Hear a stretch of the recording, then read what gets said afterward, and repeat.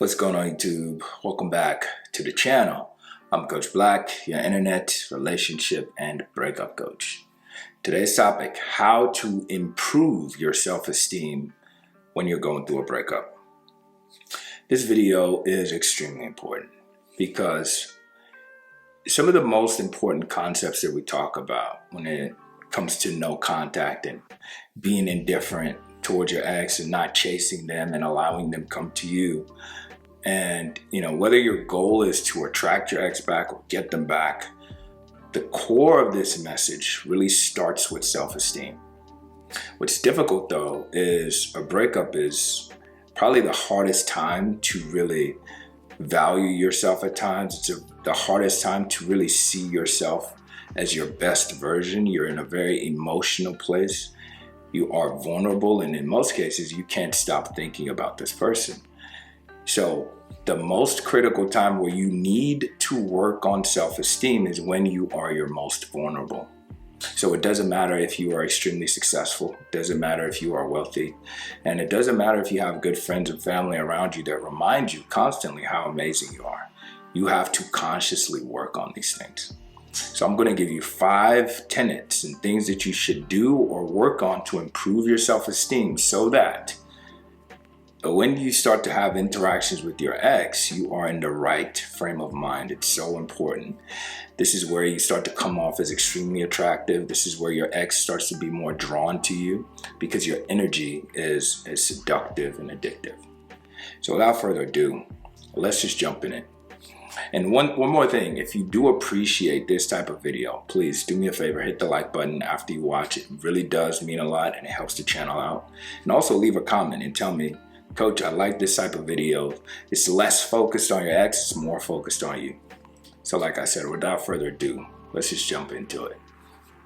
Number 1, you need to recklessly cut off anyone and everyone who does not value you. This is very important, and I'm going to explain to you why.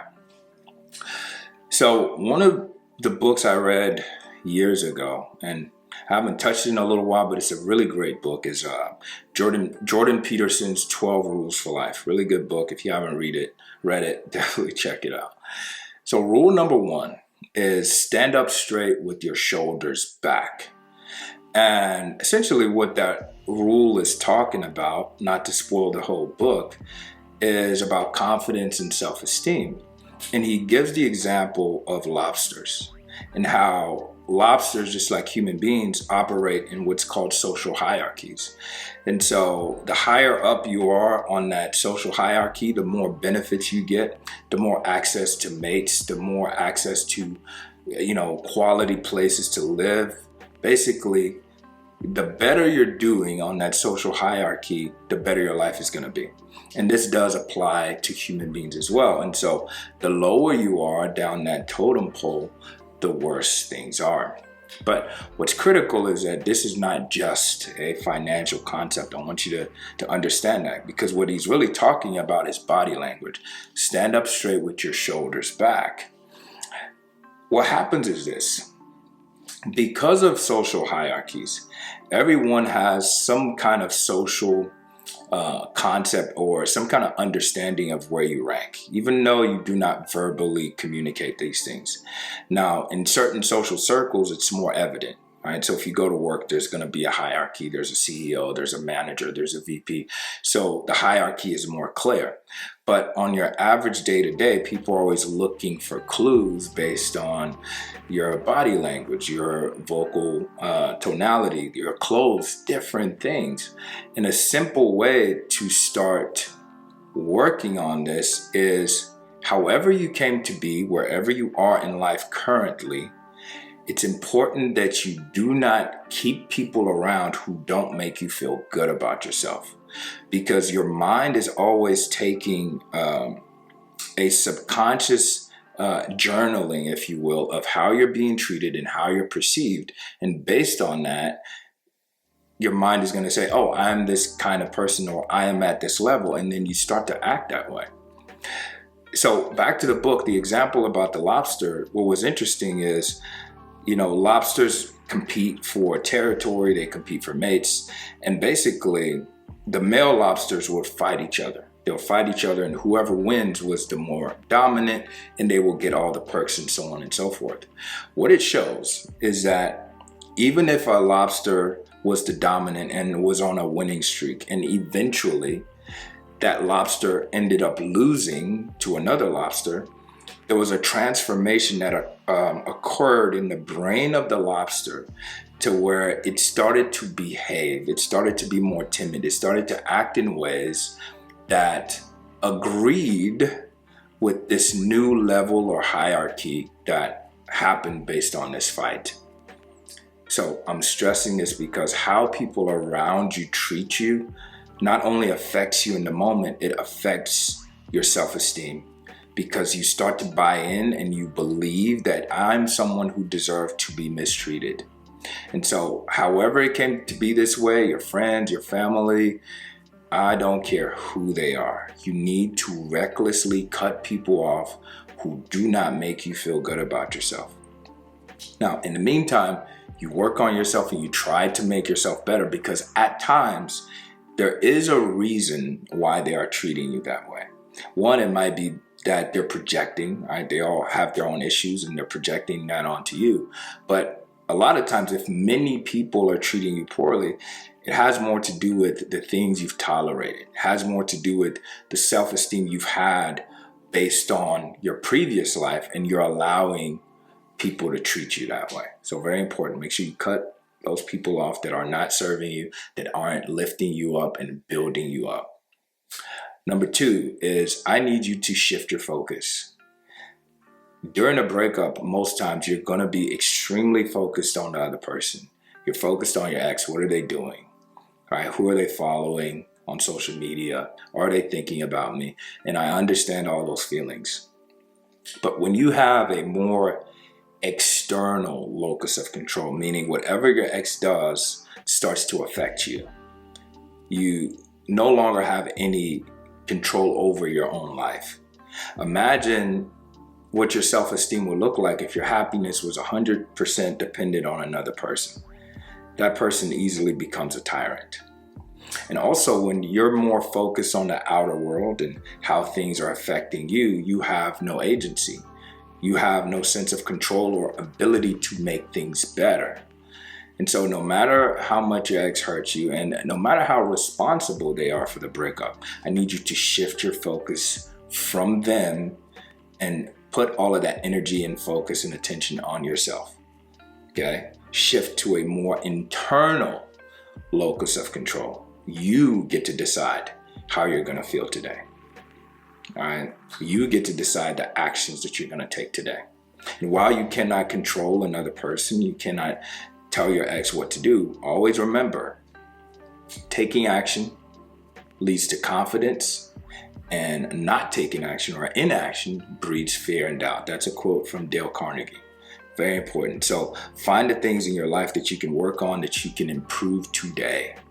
Whether that's going to the gym, whether that's going for conferences, whether that's booking a trip to travel, to explore, whatever it is you need to do, I need you to focus all of that energy inward, and it will help with your self-esteem, because you're doing things and you're accomplishing things. Number 3, this one is do not do things, do not do anything that your children will not be proud of. And this is for if you actually do have kids or if you don't. So think about the actions you take on a day-to-day. And this is not simple. It's not an easy thing. If your children were like front seat passenger of everything you were doing, would they be proud? This more has to do with the things that we all do that we do in secrecy, in the dark, right? For a lot of men, you have vices or addictions. Maybe that's alcohol. Maybe that's prawn, whatever you want to call it. All of these things, they hurt your self-esteem because in your mind, on some level, if you're doing it in secret, you don't agree with the behavior or you're not proud of it. And so because you're taking inventory, you always are. You're always in the passenger taking inventory of the things that you're doing. your perception of yourself is affected the more times you do things that you're not proud of. You don't even start to believe in your self-worth. You don't start to believe in what you deserve. So you can say all the things to your ex, and I deserve this, but the more things you do that you're not proud of, the more promises you make to yourself that you don't keep, the more you start to believe that you deserve less. So work on this. It will take time. If you have bad habits, try to put multiple days between each time you fall into the trap of doing those habits until you eventually can cut them off. Okay, the more things you do right and the less things you do wrong, the more good you're going to feel about yourself, and this will help your self-esteem. Number 4, I want you to pursue with full energy your passions and things that you love. Here's the reason why. For most of us, you're going to spend a lot of time of your day, you're going to spend multiple hours at work.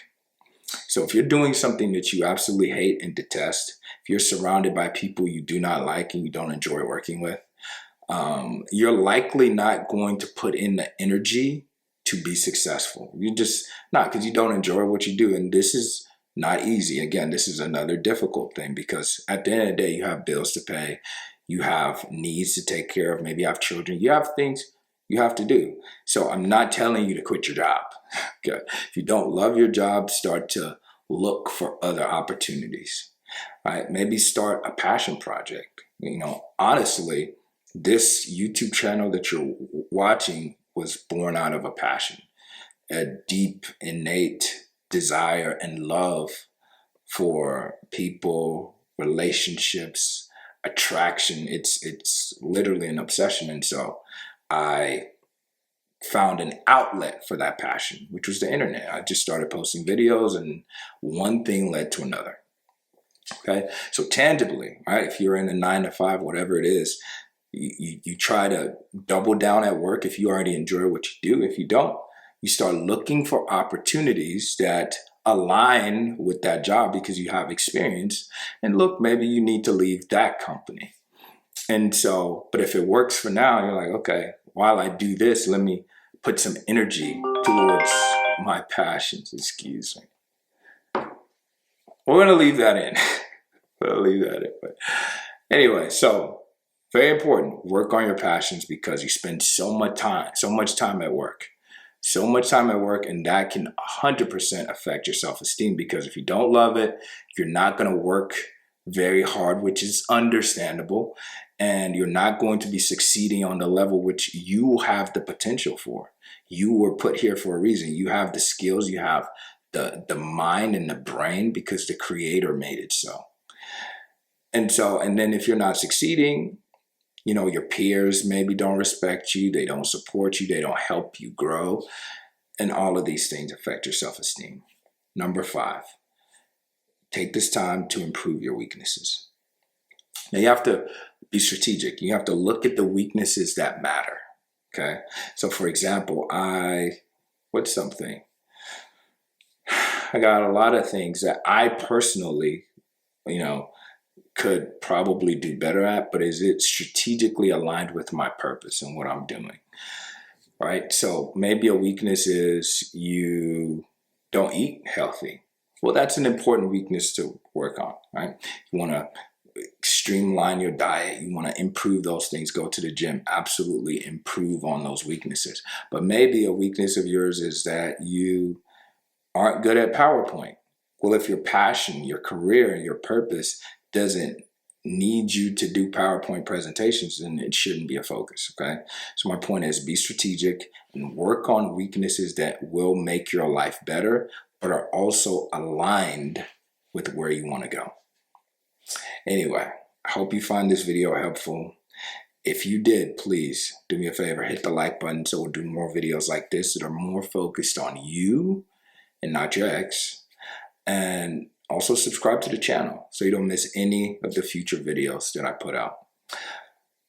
This is very important. Everything starts with your beliefs and your self-esteem. And if you can work on this while you do no contact, I'm telling you, you get an instinctive radar for when your ex is testing you or treating you poorly, and you just don't accept those things. You don't accept those things any longer, and your ex starts to see you in a different light. They respect you more. And then you can look at potentially fixing things. You don't have to. Remember, this journey is about you first and foremost. But working on your self-esteem first is the most important thing. Anyway, thanks again for watching. I'll catch you in the next video. Peace.